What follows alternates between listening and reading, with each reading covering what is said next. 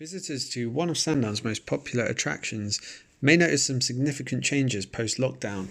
Formerly known as Sandown Zoo, having been established in the 1950s, the site will now be known as the Wildheart Animal Sanctuary. This change will embrace the transition from zoo to rescue first centre put in place over the last couple of decades.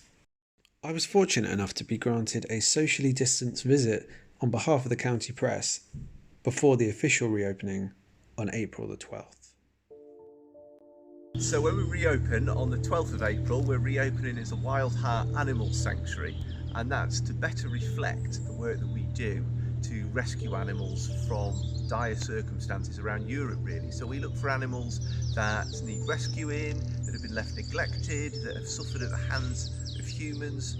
So they're looking for a habitat to come to where they can flourish and we can rehabilitate them. We don't operate as a traditional zoo, and for a long time now the island community and our supporters often ask us when they come here why we call ourselves a zoo, when in fact we don't breed and we rescue animals, so much more of a sanctuary. So I think the island is sort of been thinking of us as a sanctuary for a long time, and it's a step that everyone will be supportive of, particularly our members and our regular visitors. They'll be really pleased to hear that we're now sort of embracing that angle of our work.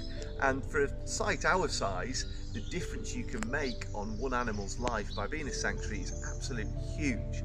I mean, we've got Vigo and Cumber here, who are two of our most recent rescues, came to us in 2019, and these guys came out of a beast wagon in Europe, so they were part of a travelling circus, and it's just so good now to see them with grass under their feet, rocks to bask on, enjoying the Sandown sunshine, and it really sorts of supports what we do and strengthens our commitment to make a difference to these animals' lives.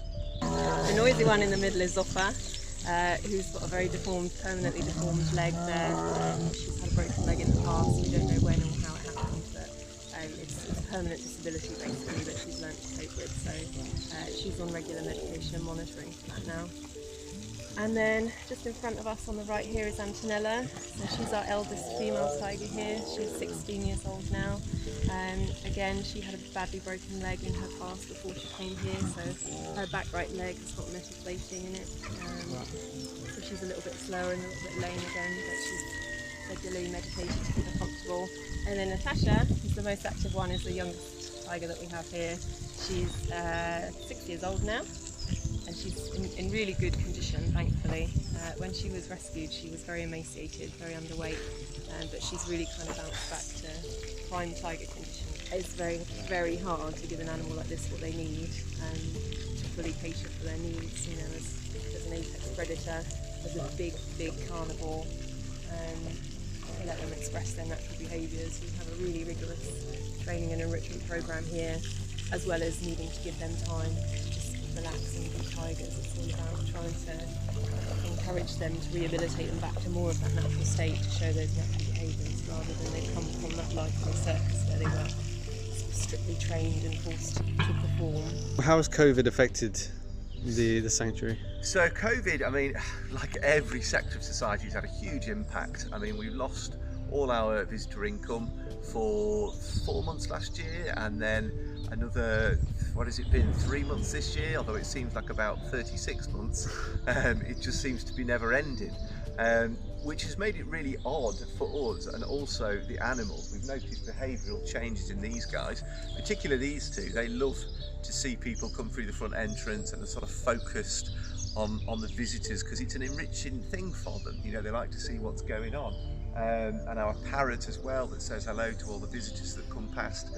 So we've noticed subtle changes in their behaviour. And from our point of view, of course, although our income stream was cut off, we've had to keep maintaining the site and keep caring for the animals.